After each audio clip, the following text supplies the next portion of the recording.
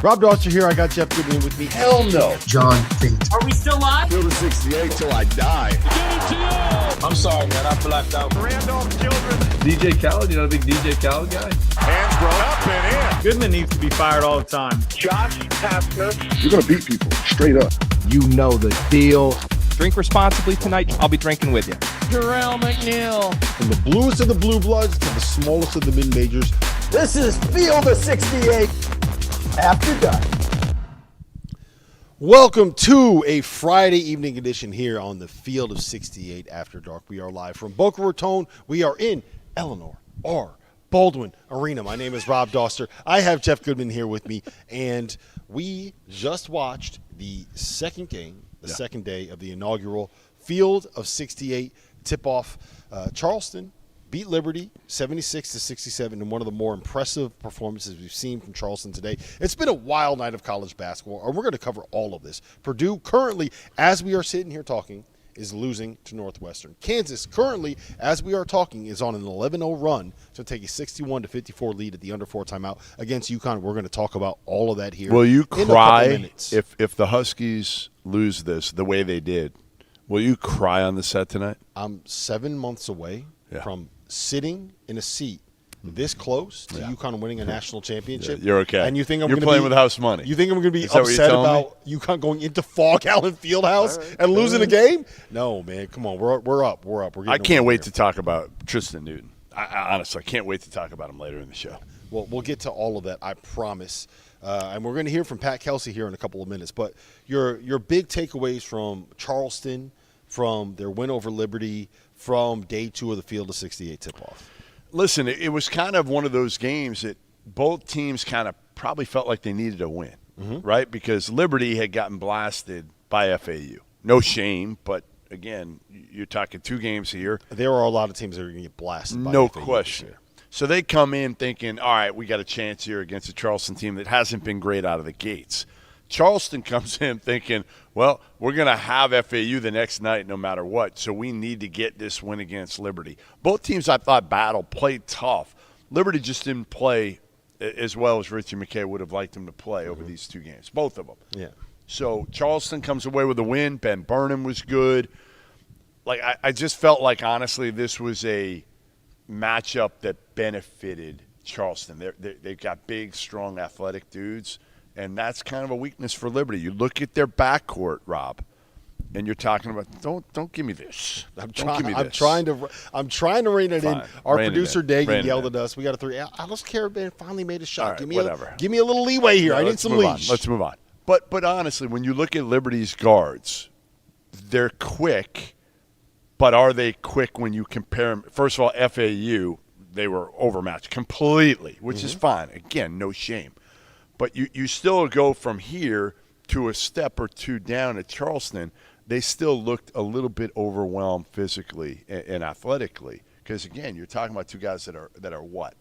5'9", 5'10". I think it said more about how good this Charleston team is and how good they can be, and how difficult it is when you turn over an entire roster to be able to get them playing the level that you want them to be at this early. And that's kind of the tough thing if you are a mid-major, right? When you are a high major, like a Purdue, like a Kansas, like a UConn, when you're one of these elite teams in college basketball, and it takes you a little while to figure some things out, it doesn't matter because Purdue can go out and build up their resume when they are in league play. A team like Indiana, right, it takes them a while to figure it out. Maybe they turn it on league play. They're still going to get enough good wins, right? Well, they're winning. And, again, those teams, Indiana, as poorly as they played, and we'll talk about this, they're playing bye games. And even if they play their like C or D. But my point is that when you are the team that is able to afford to pay for the bye games, then you can afford to struggle a little bit because, 1, you're going to have more talent, and 2, you are going to be able to make up those wins when you get to league play. Whereas a team like Charleston, a team like Liberty, you're not going to be able to make it up. So you got to front load your schedule, and when you don't have the kind of continuity that you normally would expect, it makes it a little bit more difficult. We got into all of that and a lot more with Charleston head coach Pat Kelsey, who actually we had Chris Mack here for the pregame show for this interview. Pat and Mack have known each other for a long time. I'm going to have to start calling Chris Mack Mackey from now on. Yeah, Are you in on that? Mackey? That's what Kelsey calls I don't him know all if we the can time. pull it off, but our interview with Charleston head coach Pat Kelsey right now here on the Field of 68 After Dark.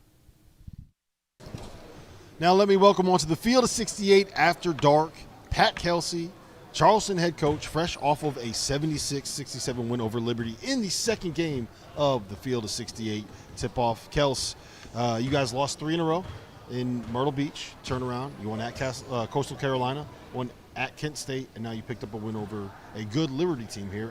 What's changed? How do you turn this thing around? You know, the 2 of the games that we lost out of those 3, we're right there.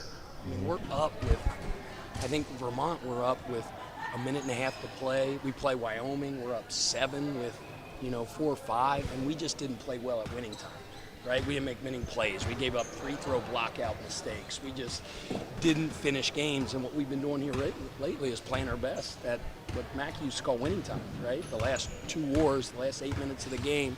And when those guys run in the huddle, it's kind of corny, like in college football, they talk about fourth quarter. We talk about winning time, and our guys have done a good job these last couple games.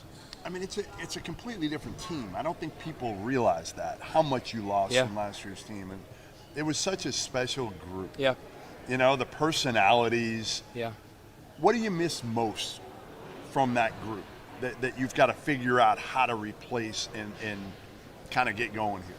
Well, those guys, the 4 guys that graduated, Ryan Larson, Jalen Scott, Pat Robinson, and Dalton Bolin, they would walk in a gym, and they didn't care if we were playing the Los Angeles freaking Lakers. They thought they were going to win. And Dalton Bolin, Dalton, he's freaking crazy. Crazy. Like he walked up like hitting people before the game. He walked to Armando Baycott at the North Carolina game. He goes, "You aren't even on our freaking scouting report." Is that what he said? And Baycott's like, He really that's how said he that is. to him. He's nuts. How nuts was Dalton? Nuts. I mean, he would just walk in Imagine and that, bark. though. And Mackey knows how I am and how we were raised. Like the barking and the talking, it's not my deal. But I had to let Dalton be Dalton, and that got him going. And so those guys kind of got everybody else going a little bit, didn't it? Ryan Larson, they were just nasty winning dudes. And it's hard because I don't want these guys to think you're not good enough. You're not them. Right. So we never really even talk about last year's team. Our one goal going into the year was not go 31-4 again, not go back to the NCAA tournament. It was to improve our culture. And that was really, really, really a big goal because our culture was sick last year. So all we talk about is excellence in the process and all that stuff. And these guys are climbing toward that, and I'm really proud of them. What are you looking at me for? He's busy. Look at him. He's so locked into the Xavier game. Are you going to ask Kelsey a question? Can I say this, though? I mean, this is surreal right now. Surreal. Not just for you. Because, Not just for you. we've known each other since I was in grade school and he was in high school. I don't get in this business without Chris Mack because Dino, Jeff, they all wanted to hire somebody else. Mackey fought for me, helped me get the job as DBO, took me under his wing, taught me how to organize. I can't believe you're okay. If he took you under his wing, you somehow made it out. I know you guys want like wild, stuff. Sorry. Me say crazy stuff. Oh, yeah, but yeah. I don't tell him enough the impact he had on me. And when I worked for him, so much of the stuff we do and how we scout, how we prepare, all that stuff is a lot from Mackey. So All right, now it's time to rip on Mackey. That was nice. Well, the story about how we met is he showed up in my backyard, and we had the best backboard in Finneytown. All these dudes came over and hooped, and Mackey was the #1 player in Cincinnati. I was an 8th grader, and I want to fight everybody. That's just how I am. And Chris goes up and, dunks on my rim and, pulls himself up. So I walk out, and I'm like, who the you think you are? And so that's how it started. And there was no fight. No fight? There was no fight. I mean, he was 6'6", and I was 5'0". Not at all, man. Not at all. What do you remember about that one? I remember everything he talked about, but I also remember him telling me to get out of there. And so, he kicked me out. 8th grader told me to get off his lawn. What'd you do? You ran away? I got off his lawn, You were so soft. Yeah, You got to listen, man. He's a homeowner, or at least the son of a homeowner. What do you remember from Kels? Because the one thing, I remember last year when I was there, walking out of practice and, again, calling you and being like, this dude's intensity is at a different level of anybody I've ever seen, ever. And again, I hadn't been around Kels for a while, and as an assistant, it's different. It's a little bit different back when you were assistant at Wake. And I said, is that always Kels? And you're like, Yeah. Yep. Always. Kels coaches like he played. And maybe nobody can remember back when we played, but, Kels was 100 miles an hour. He's the hardest worker, and nothing really changed when he got into college coaching. He just whatever his position was, whether it was director of operations, whether it was an assistant coach, he didn't necessarily have his eye on the next step in life or the next step in his career. He just went 1,000,000 miles an hour where he was at and let the chips fall where they may. He is the hardest worker I've ever been around. And, players love to play for guys that they know are putting in the time, preparing them, and will do anything for them, and that's Pat. So you guys are being way too nice to each other right now on the show. This is a little, you're uncomfortable. A little uncomfortable right now. So I got to ask you this question. We were down at SoCon Media Day. Western Carolina's head coach is Justin Gray. Yeah. And Justin Gray told us, was it on the show or was it after? I can't remember. Right after. I think it was after the show. I don't think it was on the show. Yeah. But he told us that we busted them up every day in practice afterwards. we went to work. Everyone knows who Chris Paul is. Justin Gray, who was like a 1,500-point scorer, first team All ACC, first team All ACC player at Wake Forest, would play you guys 2-on-2. But that's not the story that we heard. Yeah. That's because he was telling it. And we were younger then. We were younger. Give me the clip notes. What did he say happened? Because Daddy busted your ass. I'm going to tell you what, they were wars, though. Like, it wasn't, hey, coaching players playing together. Luckily, the doors were locked. Social media wasn't a thing. Because we would have put it on social media if we got to win. If we got to win. So they were wars. One of Chris's scouts, when I was DBO, he was an assistant, was NC State. Right, so Mackie and I poured into the Princeton system. We wanted to master it. So we watched tape. We did that. We taught the scout team hours and hours and hours and hours. And then we would go out and freaking dime people with back doors. And our thing was, got his ass. Every time we did him on a back door, that was our thing. Got his ass. Yeah, those were good times. Hey, I heard Mac kind of got you with the Pete Rose card years ago. That was a great one. So we're both Cincinnati born and raised. Pete Rose from the west side of Cincinnati, where my mom grew up, my grandpa, all that. He delivered milk to Pete Rose when Pete Rose was a kid. And I have this painting of Pete Rose up in my office. And, Pete slowly but surely just continued to deteriorate and become a national embarrassment. Yeah. Well, I take pride in that painting. That head first slide is what I'm about. So Chris makes a fake memo from Ron Wellman, the AD at the time. Yeah. I think he even had Ron sign it. He was in on the joke. And it puts it on my desk, and I walk in, and I'm like, it basically said that he had to remove the picture from his office because of Pete's history in gambling, and we just don't stand for that. And Pat lost his mind. I think he might have gone into Coach Prosser's office and said, "I will resign if I can't keep this." Coach is like, "Oh, I think somebody's having fun with you, Kels. Relax." Skip, man. Skip was fun, wasn't he? Oh man. The sarcasm of Skip Prosser. Yeah. The stories. The best. So, all right, you got. We're letting you enjoy this for 10 minutes. Yeah, really. And then when you go back in the locker room, you got to think about FAU. And, oh, my God, Kels. I don't want to give you a sleepless night, but I saw them last night, and I came away saying, and I've seen Arizona and Duke and Kentucky and Kansas and Michigan State and all the really good teams so far in person this year. I think they're the best team I've seen. Makes me feel great. Just build me up a little bit here. What's that old commercial? I did stay at a Holiday Inn Express later. They're just, man, you talk about culture, and we've seen it now. We've been around them here for the last day or so. Their culture is so strong. They are so unselfish. Max said it last night, John L. Davis has 2 points last night at the end of the game. Yeah. First of all, he's passing up shots. He's not trying to get his number. Second of all, he comes over post-game, and this dude is cracking up, laughing. How about that? 2 points. Culture, right? We talk about it, but you lived it. I saw you live it last year.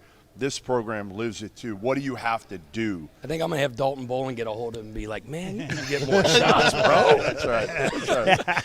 I'm going to enjoy this for about another 12 minutes until I get on the bus and open up the laptop and get after it. How much sleep will my dad How much used to sleep will say, you get tonight? You think? I don't sleep much anyway. What do you think you even get? as I get older, I sleep less and less. I mean, on a normal night, I go to bed pretty early. I probably go to bed at 9:45, 10 o'clock, but I get up at 4 now. Oh, that sounds I don't know awful. why. I just get up at 4, and I get more done in the morning and all that stuff. So anyway, my dad used to say, growing up, you know, they put their pants on the same way we do, and all that. I mean, You there's put, gonna be you 40 put minutes your on what the clock. color is this? What and color are your pants? What is That's this? maroon. Maroon? That's our city, Charleston Yeah, Maroon. that's- So, you know, I know they're a great team. We're going to fight. I can tell you that. We're going to compete because we always do. And it's fun. It's a great opportunity. I'm excited about it. I need some honesty from you here, Kels. When you have to deal with that 7-week stretch where I haven't told him it's 7. You can't. It's I 7 haven't weeks broken this it to year, him that it's 7. where you can't get rid of him. I know you got to be nice and play nice because like he's Jeff Goodman, he's got this ego, and if you piss him off, he'll come for you. It was great last year because we were like rolling. We had won And like we met 25 for coffee in a row in the and all that, morning. and I was in a great mood. Have you guys been to Charleston? Yeah, I've been. Long time ago for me. It's Not an yet. it's an Never unbelievable. I been. mean, Not it's yet. at Boca. Oh my gosh, this is ridiculous. Next year for the Field of 68 Tip-Off, we're gonna be down there. Well, we're going to be down there. I'm not sure you're going to be allowed down there. So I live on Daniel Island, and they call it get Yankee fired from Island my own because job? everybody from the North's moving down there, and it's an awesome place. I'll be down there next week. I get restaurant recommendations I know. from your wife. How sad is That's that? how much Lisa and I go out. Literally, he has to text me, and I ask my wife. Where should we go tonight? So sad. Hey, man. Have you gotten Hey, out in the last year? A little bit. Not much. A little bit. I do want to say what you guys have done here and put together with this Field of 68 thing. It's awesome. You know, it's tough to schedule for us. It's tough to schedule for Liberty. It's tough to schedule, obviously, for the L.A. Lakers. I mean, Florida Atlantic. And I think this is a great thing. I mean, we get no's from everybody. We tried every Power 5 team in the country and tried to tell them we only have 30% of our scoring back, and still it's hard to schedule. And you guys doing this, I think, is great. It's for been- it doesn't- mid-major basketball. It doesn't work if you're not willing to Buy in. to go on the road and play the LA Lakers. If you're not willing to go to a neutral site and play a program like Liberty and a coach like Richie McKay. So that's Yeah, Matt Roberts said you wanted a little bit more control of the scheduling from here on out. I'm starting to watch Florida Atlantic tape and like Liberty. I'm like, what What the did I crap do? are we doing? But hey, man, You're playing with a little house money. I mean, I know you're not going to think that way, but you are because of the way they blasted Liberty and the way they played in Orlando after the Bryant loss. I mean, again, you get an opportunity like this. yeah, it's cool. I think we're gonna go ahead and play. I hope you're We're going to show play. up. We'll go. Yeah, well, you're going to – listen, you know you're going to play. You know your guys are Yep. going to play hard. good. Again, you're going to have to make shots, which Good you didn't do early when you were losing. Yeah, and now we are. Now Liberty did a great job of limiting our attempts, but we Benny did that to them Burnham, as well. Benny Burnham coming to I'm gonna play. tell you right now, like that kid can flat stinking Yeah. score. Yes. He can score it. Benny Buckets is his nickname. And he gave us a few words earlier. Yeah, Talked he a little doesn't say bit. much at all. Now he's actually hilarious. He's got a dry Hila- sense of humor. What did he we say? Were, we were cracking up. Goodman asked him if he wanted to go out on King Street, and he just goes, "If you're paying." Oh, he's awesome. He just gets like a tattoo with a butterfly with flame on it. Really? And I'm like, Benny, what's that mean? He goes, just a butterfly with a flame. He's a different cat, man. He said that. He goes, He's awesome. Kind of weird. I think they think I'm weird. Yeah, Different. Little different. He but did say that. Listen, Kels, it was great seeing you. Congratulations on the win. We're going to let you go because I know you're not going to sleep much, and you got to dive into that tape on Florida Atlantic. So appreciate you being here. Appreciate you being a part of the Field of 68 Tip-Off, and hopefully we'll be talking to you again at this desk tomorrow night. Be nice. Hey, guys, thank you. Our city. Our city. That was Charleston head coach Pat Kelsey. It's always an entertaining interview when you're able to get Pat Kelsey live and in a situation like this where he's able to hang out with a friend of his in Chris Mack. Listen, we're going to head to break here. When we get back, we're going to talk about this UConn-Kansas game. Wild finish, top 5 battle coming up next. Are you a college basketball junkie? Are you the kind of fan that gets frustrated that this beautiful sport has such a lack of national coverage outside of the month of March? Well, let me tell you about the Field of 68, an all-encompassing digital network of podcasts, live streams, and newsletters that cover the sport at every level on every platform. From the bluest of the blue bloods to the smallest of the mid-majors, the only way to keep up with college basketball is through the Field of 68. in the first Field of 68 Tip-Off. 3 of the preeminent mid-major programs in the country, 3 of the best coaches. November 30th, Liberty versus FAU. December 1st, Liberty versus Charleston. December 2nd, Charleston versus FAU. 3 up-and-coming programs come together in a very, very creative execution. There's a reason we're called the Field of 68, right? We want to cover all of college basketball. We are calling it the Field of 68 Tip-Off.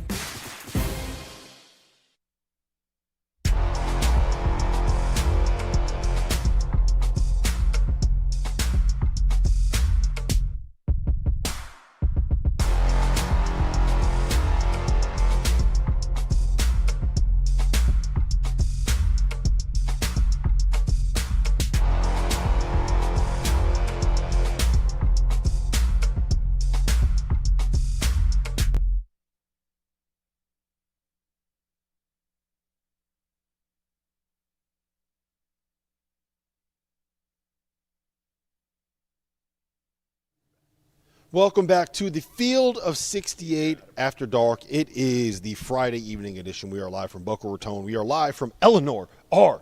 Baldwin Arena. There's nowhere better in America than Eleanor R. Baldwin Arena. Especially when nobody's here. Here on the FAU campus. We have everybody that we need on this campus right now. We have you.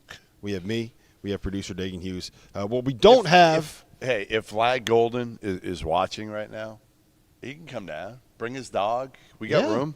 Right, we got room. Flag Golden Center for the FAU Owls had an adorable 5-month-old puppy that he brought in. Listen, the other thing that we don't have with us right now is a UConn victory. Kansas holds on to beat the Huskies 69-65. Kevin McCullough. All right, look, there's a lot of things that we got to get to in this game. It was the first top 5 matchup in 60 years that was between the last 2 college basketball national champions. The last time that happened was 1964, and I think that this game lived up to its billing. And we are doing this as, Purdue just forced overtime against Northwestern. The number 1 team in the country is going to overtime on the road. Zach Edey. We're going to break that game down next when that game goes final. But listen, let's talk about Kansas and UConn right now, a top 5 battle.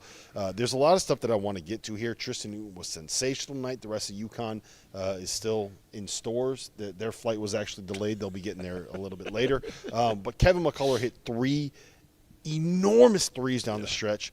The knock on him coming into the season was whether or not he was going to be able to shoot. He was fantastic. Well, dude, it's been the knock on him for 4 years, and it's valid. Mm-hmm. It's valid because Kevin McCullough is not a great shooter, but you know what he is? Mentally tough as shit. Mm-hmm. That's what Kevin McCullough is. So, again, you're in a tight game here. Hunter Dickinson really didn't do much in the second half. Give you kind of a lot of credit.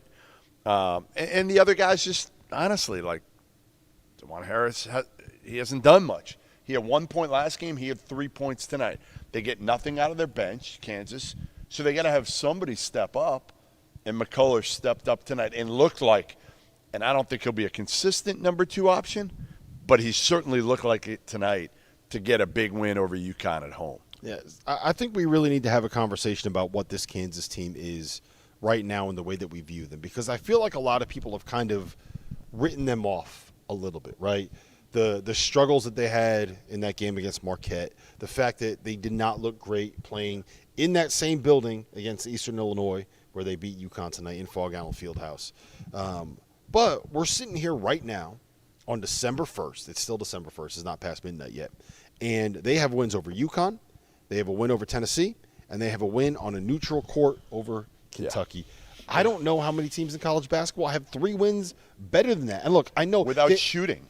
Other than Hunter, he's the only one. I mean, again, McCullough made some tonight. Well, that's what scares me about this group, right, is that we know what KJ Adams is. We know what Kevin McCullough is. We know what DeJuan Harris is. We know what Hunter Dickinson is. We know all 4 of those guys, the way that they are playing, can fill a role on a team that, I'm going to be honest, can win a national championship. What they need is a guy in that spot that is kind of the 2, the wing, the shooter, whatever you want to phrase it, right? You got Marco Jackson. He hasn't looked like he's quite ready yet. No. Johnny Furphy made a couple threes tonight. He did. Hasn't looked like he's quite ready defensively. Nick Timberlake, I want him to do well, man. No, he just does not look like he is ready for this moment. Played 2 minutes tonight. Jamari McDowell, he was good in the minutes that he played in the Maui Invitational. I don't know if he actually knows what is going on right now. So I'm very much in on this Kansas team, big picture, long term, because, look, I trust Bill Self to find a way to figure out that one spot. Everybody does. I think he's going to get it done. Here's the thing with Kansas. I think it's got to be Hunter consistently. Their defense has got to be what stays with them. And the defense is going to be what gets into a Final Four. And then you've got Hunter Dickinson as the guy, and then it kind of changes after that, right? One night it's going to be DeJuan Harris. One night it's going to be Kevin McCullough like it was tonight. KJ Adams is capable. He does it differently, but he's capable of going for 12, 15 points. It's kind of just one of those things where, again, around Hunter, there's going to be enough guys that can kind of produce. They've got to be consistent. Mm-hmm. We are live right now, Field of 68 After Dark. We're live on Stadium. We are live on our YouTube channel. We are live over on X, and we are currently breaking down the win for the number 4. Actually, it was the number 5 Kansas Jayhawks over number 4 UConn, 69-65. 21 points for Kevin McCullough, 18 points for KJ Adams, who was terrific. 15 points for Hunter Dickinson, who was really good in the first half. Wasn't as good in the second half. I thought we saw the best of Donovan Clingan defensively in the second half. I want to switch this. I want to change the focus to this UConn team right now. Yep. I have said for the last week and a half that we need to have a real conversation about where Tristan Newton is in terms of best guards, in terms of best players, in terms of All-Americans, in college basketball nationally. And I think that a lot of people got a chance to see what UConn fans have seen over the course of, let's say, the last 2 months of last season and the start of this season. He had a couple dry spells. January was not good for him at all. But when he's at his best, Jeff, I don't know how many guards in college basketball are as good as him. I don't think he could have been any better tonight. 31 points, 10 for 18 from the floor, 6 and 9 from 3. I can't believe I'm saying this, but I kind of agree with you. Like, Tristan Newton has established himself. You know, I'm not taking him over a lot of these other guys, but he deserves to be mentioned in them, right? Like, he's not a pure point. He's not really a point. But what he is he can still initiate your offense, and he's become a big-time shooter who just does it quietly. Right? He just kind of does it quietly. You look up there and you're like, every night now, I feel like he can go for 20. Tonight he went for 31. And like you said, if he had any help, like Alex Caravan wasn't very good tonight.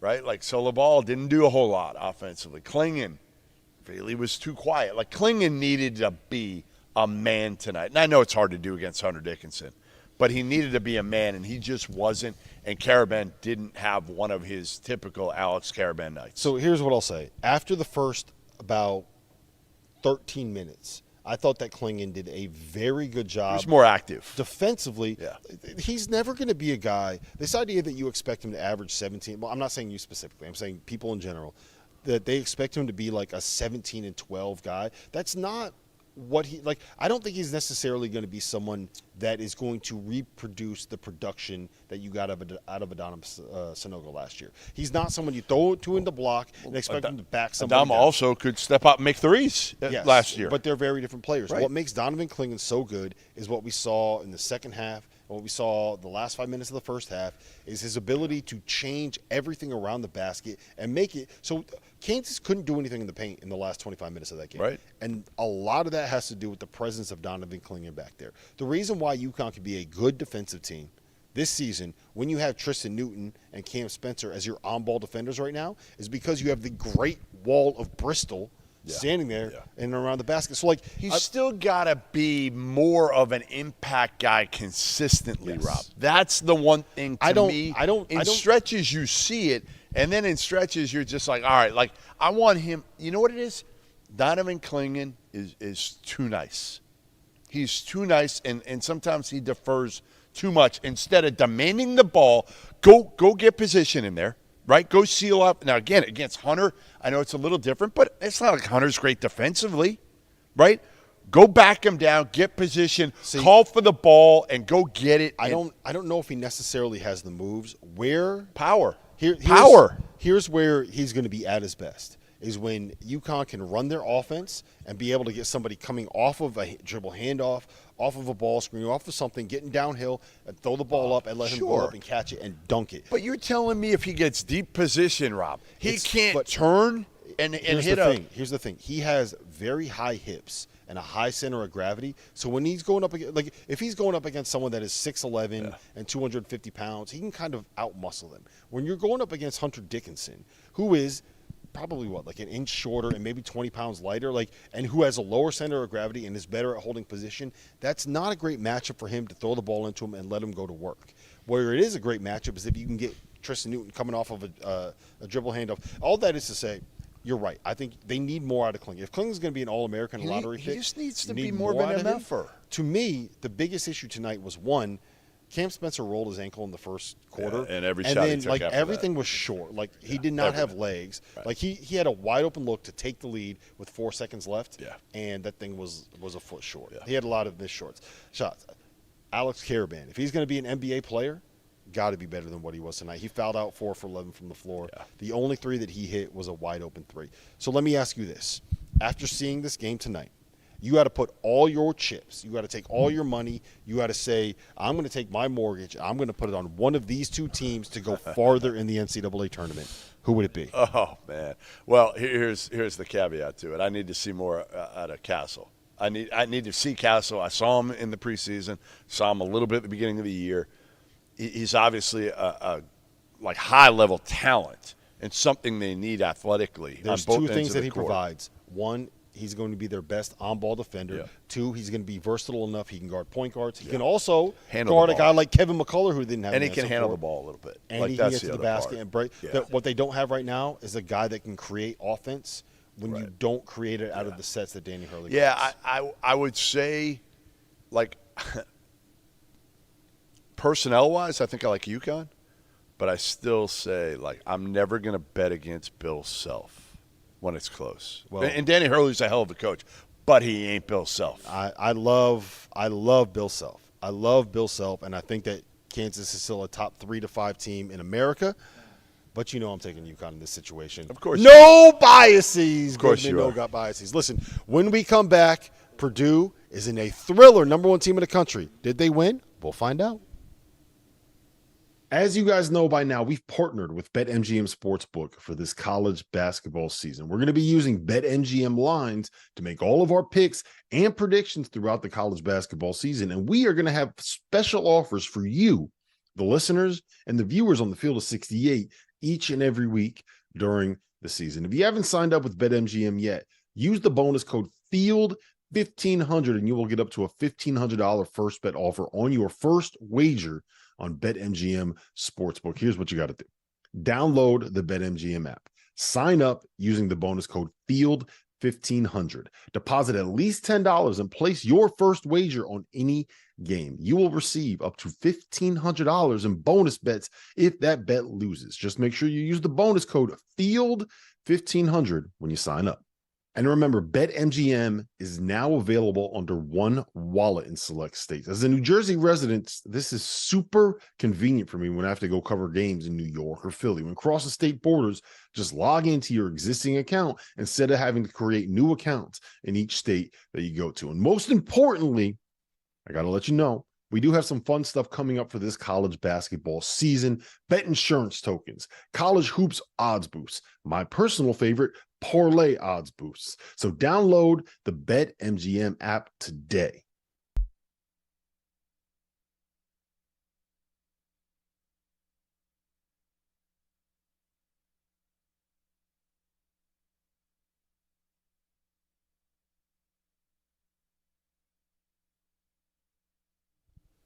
Welcome back to the Friday evening edition of the Field of 68 After Dark.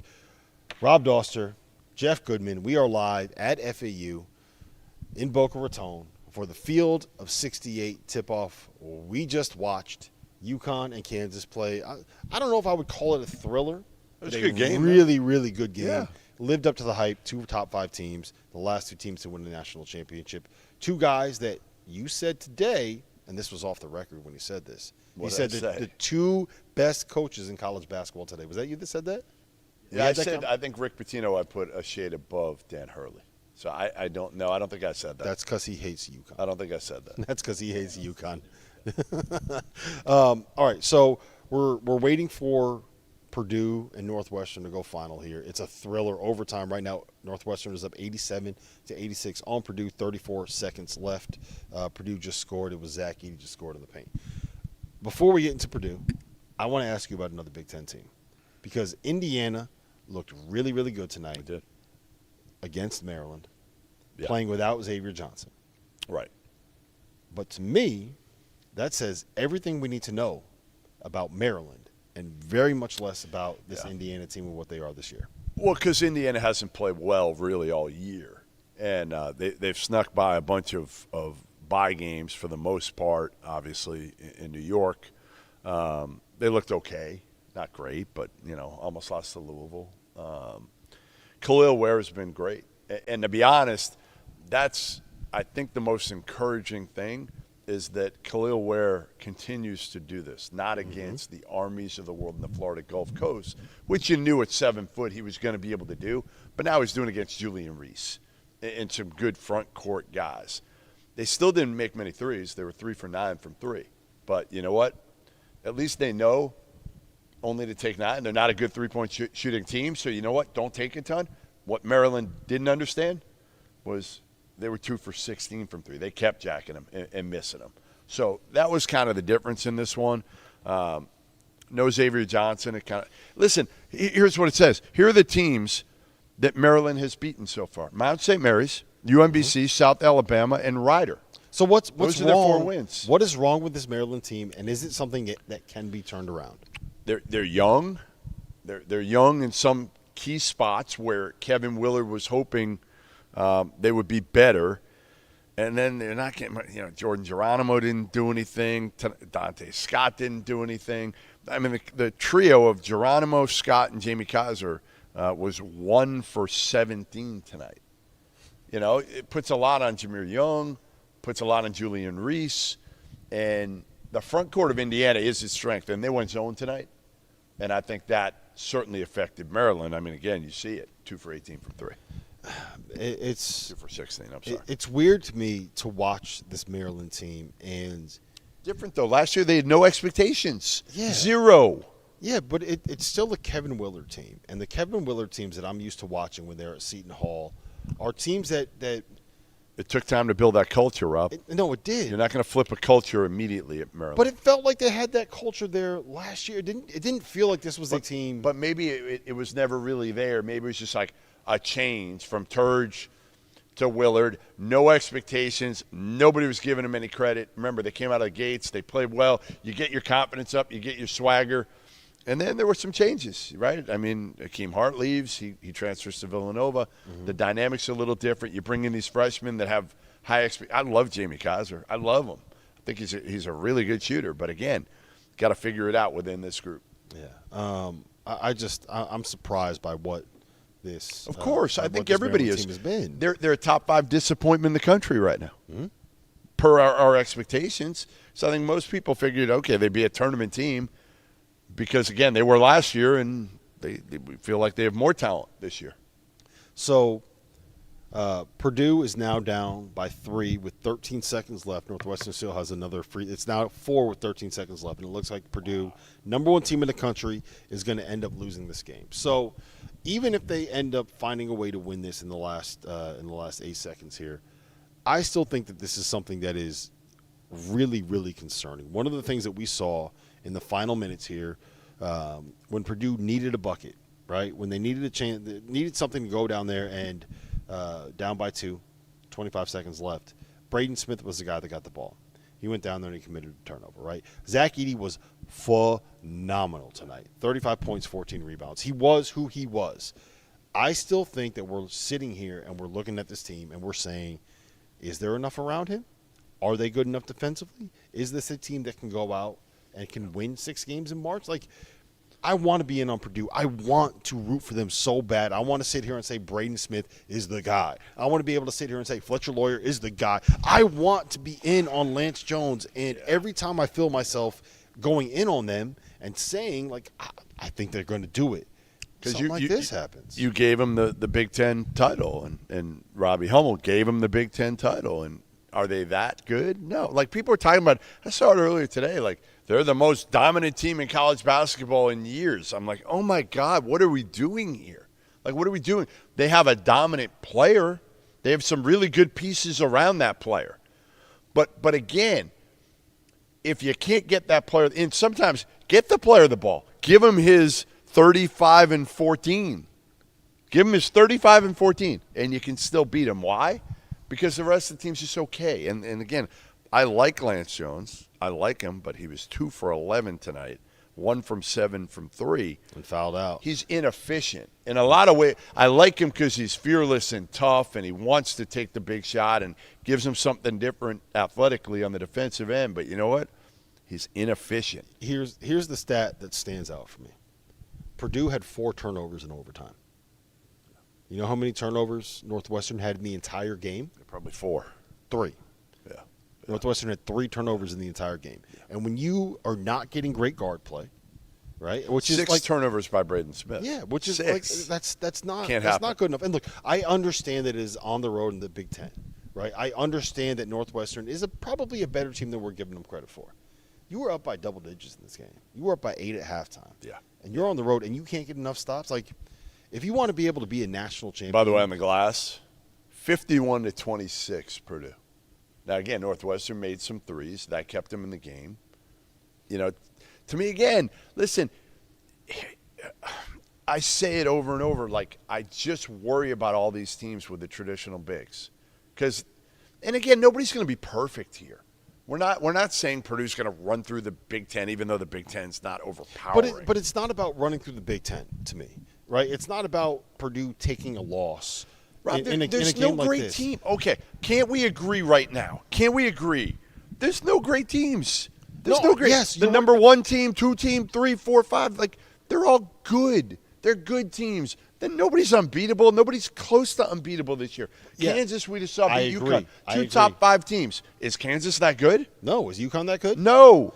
Here's the point that I'm making is that the flaws that we saw with Purdue last year, we didn't know if their guard play was going to be good enough. We didn't know if Braden Smith, Fletcher Loyer, if those guys were going to be good enough to be able to get it done. Better this year. Yeah. But Braden Smith, 6 turnovers. Are they that much better? We didn't know if they were going to be good enough defensively. They just gave up 91 to Northwestern. Like, they forced 3 turnovers against a Northwestern team that keeps losing all of their best players to transfers. Like, I get what you're saying, that there's not a great team in college basketball. But when you won the Big Ten regular season last year, you won the Big Ten tournament last year, you returned the National Player of the Year. Yeah. You basically returned like 7 of the 8 guys that you wanted to bring back. Shouldn't you be a great team? When you have all that, shouldn't you be able to go into – look, I like Chris Collins. I don't want to make any Northwestern fans feel bad. I will alienate a fan base in Chicago if I need to alienate a fan base in Chicago. It is not the Northwestern fan base that I want to alienate and like to make jokes about. But if you are going – shots at DePaul. If you're going to be – look, if you're the number 1 team in the country, if you're supposed to be what we thought you were going to be, right? Yeah. If you have the National Player of the Year coming back, you have 7 of your 8 coming back from a Big Ten regular season champion and a Big Ten tournament champion, you should be able to go into Northwestern in the first Big Ten game of the season and not go to overtime and give up 92 It's all points. fair. It's all fair. But I think what we got to take out of all this is that there's no team right now in college basketball. Is that a good thing? Is that a good thing for you? Well, yes and no. I think it is, because unless it's like Duke or Kentucky or one of those teams that because people love to hate them. Like, if they're that team that's so dominant, it's one thing. If it's like Purdue, that's not, like, I think it's good to have some parity. I think it's good because, again, you've got league races at the end of the year that might matter. Like, if Purdue runs away with it, do we care about who's second place in the Big Ten? Not really. No, you're right. So, look, Matt Painter, if you're watching this right now, go out, Zach Edey, if you're watching this, go out, lose your first 3 games in the Big Ten. Make it interesting and then for us. Turn it on from there, win 17 interesting in a row. Then you can go out and win the Big Ten regular season title. You win the Big Ten regular season, you're still going to be a number 1 seed. Make it exciting for us. If that's your plan right now, Zach Edey, I'm in for it. Listen, here's the other thing. Remember what Matt Painter said to us, even back at the College Basketball Hall of Fame when we talked to him. He told us, I'm going to play Trey Kaufman-Wren a lot. I'm going to play him a lot with Zach Edey. That is a failed experiment. That's not working. It's a failed experiment. So to me, what did I tell you when we were at Purdue? What was the one thing I said to you that they needed desperately is a face-up four that could really stretch it and space the court. They don't really have it. You know, they haven't found it. Like, they've got guys who can make shots. So let's have this conversation then. Right now, the number one team on KenPom, the Houston Cougars. Yeah. Are they the best team in college basketball?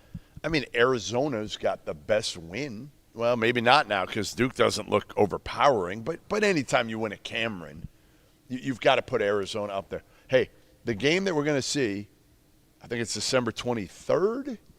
Is it December 23rd when Arizona plays FAU in Vegas? Mm-hmm. Is that the date? You might be looking at the best two teams in the country. And I get that they lost to Bryant. I understand. So everybody's going to say, you're out of your mind for saying that.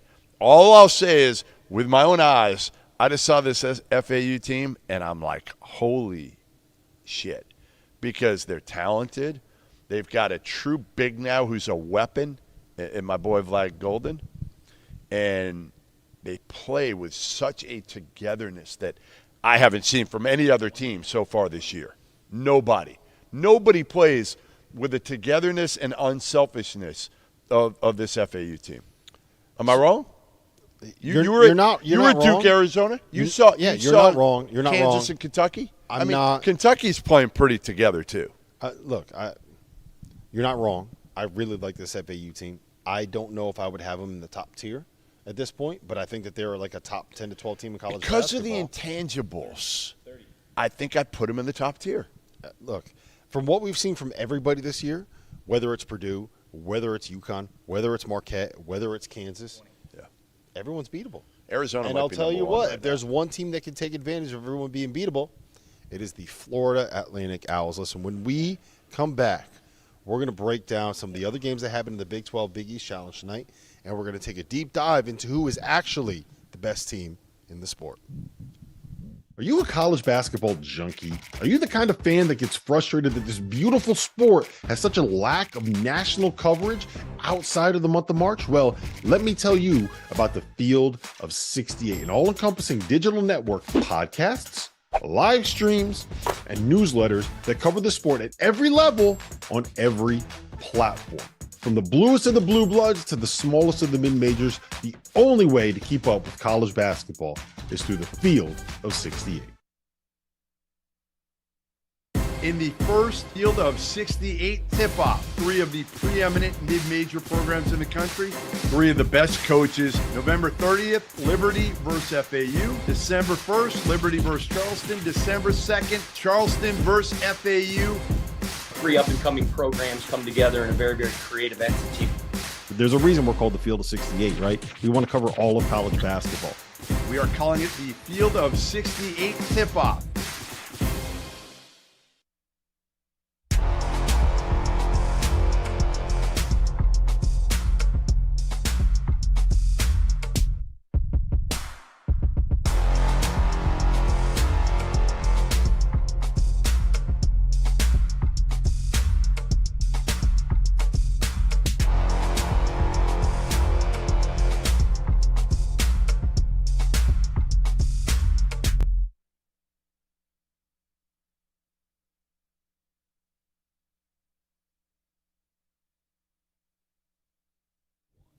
Welcome back to the Friday evening edition of the Field of 68 After Dark. We are live on YouTube. We are live on Stadium. By the way, make sure you head over to Stadium. Head over to Stadium's YouTube channel. We're going to be doing a last call over there for 30 minutes, starting at minute. Eleanor R. Baldwin Arena. Good job. You got it. I'm proud of you. Thanks. I had to look over there. I'm proud of you, man. You've said it 42 times, but I still had to look. You should remember at this point. It's been an unbelievable night in college athletics tonight. UConn, Kansas played a great game. Kansas knocked off the Huskies 69-65 in Fall Allen Fieldhouse. We saw the number one team in the country go down. Purdue lost at Northwestern in overtime, 92-88. Fun fact, more turnovers in overtime for Purdue than Northwestern had in the entire game. That is a wild stat. A wild stat when you're the number one team in the country. So we need to have a conversation about who the new number one team in the country should be. And I'm going to reel off some options for you. Give me some options. I want you to tell me what you think. Yeah. Right now, Tell me. I think Arizona is probably the team most likely to slide up into that spot, right? I had them at 1. Remember, I had them at 1 before. Okay, let me roll through some of them real quick. Arizona's number 2, probably going to slide up into that number 1 spot. I think you need to take a long look at Houston, right, who is still undefeated. They beat they beat Xavier on the road tonight, which is what it is. It's a Sean Miller team on the road, but they beat him. Xavier covered, for the record. Marquette, their only loss is to Purdue in a game where Purdue shot 9 for 11 on their first 11 threes, made a 72-footer. But now Purdue loses to Northwestern, so it gives it a little less pop. But Marquette, I think we need to have a conversation there about Marquette. I think Kansas, with the 3 wins that they have and their only loss coming to a really good Marquette team, I don't know if I'm ready to put UConn in that conversation until we see them with Steph Castle again. With Steph Castle, then we can have a conversation there. And beyond that, I think you get to, like, Kentucky. This is easy. What do we even – like, it's Arizona. Arizona? It's Arizona. I'm not – They won at Duke. Okay. I get Duke hasn't been phenomenal, but you win at Cameron. There's 2 conversations to have here. Yeah. Arizona should be ranked number 1 in the country. That's right. Without a doubt. Yeah. Are they the best team in the country? I don't think they're necessarily the best team. Again, I'm not sure there is a best team yet. I don't know if there is one. All right, I want to see this. Houston more. I want to see a little more. I have another fun exercise for you. I'm going to roll through the top teams on KenPom, and I want you to tell me how deep we have to go before we get out of the top tier. By the way, you're going to read through the top 10 in KenPom, and people are going to laugh. Yeah, well, BYU is at number 6, and I was going to skip over BYU. I love BYU, but sorry, Mark Pope. Houston, top tier. You don't like Mormons? Is that what you're trying to say? Is that why you're skipping over BYU? Okay. Houston, Houston is a top-tier team in college basketball. I'm not going to dignify that with the response. Houston, yes. Yes, they're obviously in that equation. Purdue, yes. Yes, but they have a loss now. Arizona, yes. And they have a bad loss. Maybe not bad, but not a great loss. So are you saying Purdue's not the top tier in college basketball? I don't think. I just want to know how deep this top tier goes. Of course they're in the top tier, yes. Again, you're saying don't worry about the resume. You're just saying like who are the best teams in college basketball? Yes, the top Houston, let's call Purdue, them Arizona. Here's what we'll do. We'll call them the national UConn. title favorites. UConn. Yes. Marquette. Yes. Baylor. I'm not ready there. I'm not ready. Kansas. Yes. Tennessee. No. Gonzaga. No.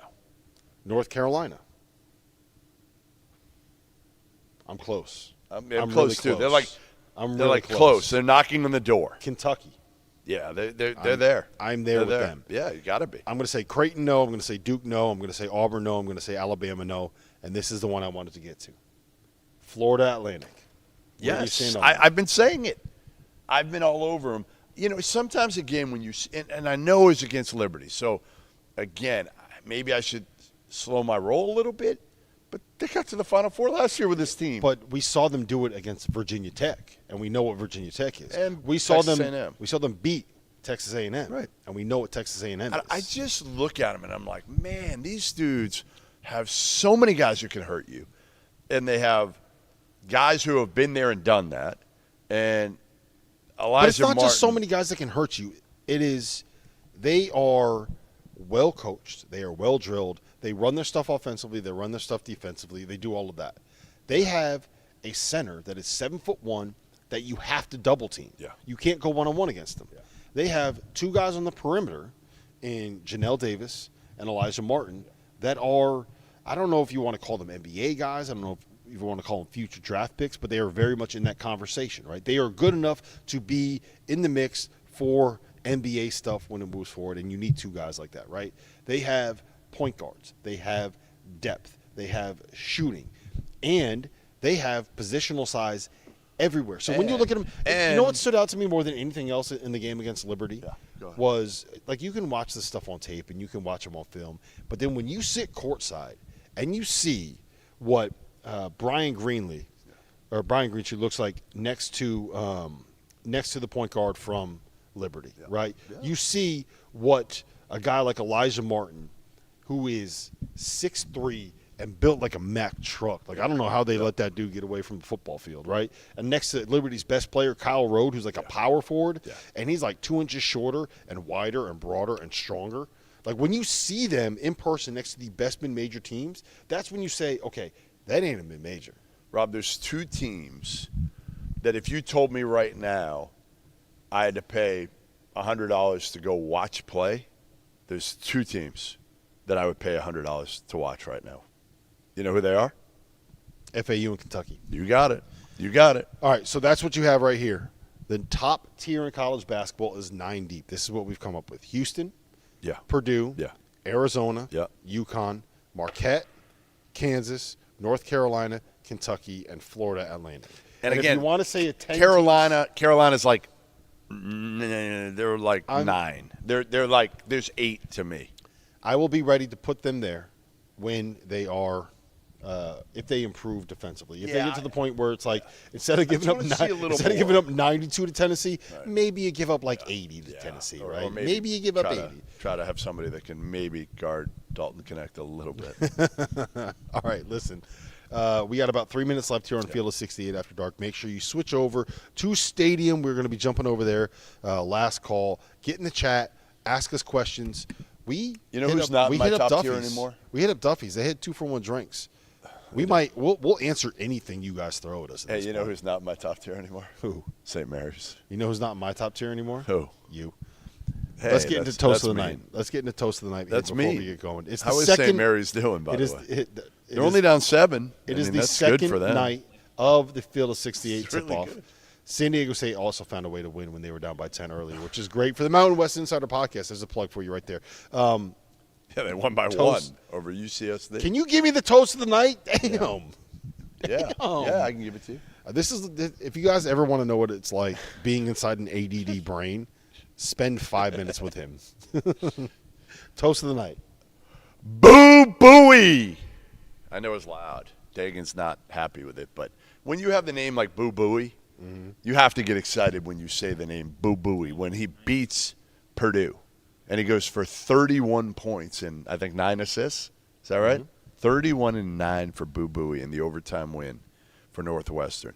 This dude, honestly, has changed the Northwestern program again.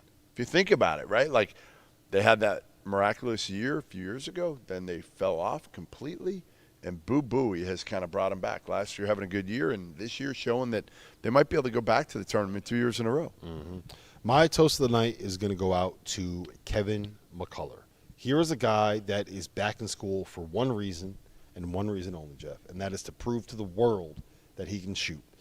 And tonight, I had an up-close and personal view of him going out there and knocking down 3 threes to beat my beloved UConn Huskies. They thought he was gone, too. Hey, Kansas' coaching staff thought he was gone. Do you know how good he's been unbelievable this season. But listen, this is where we got to talk about Vault. Vault is an app that allows you to participate in daily cash prize pools without an entry fee. It is a place you can store your own predictions forever, and by using the Vault Challenge feature, you can prove you're smarter than your enemies. It's spelled VLTED. Store your predictions, enter daily free cash prize pools. Take a breath. Here's my guarantee. Charleston is going to cover tomorrow. Charleston is going to cover tomorrow against Florida Atlantic. Right, I'll go against you on that one. FAU, baby. Because you're an idiot. Field of 68 After Dark. We'll see you on Last Call.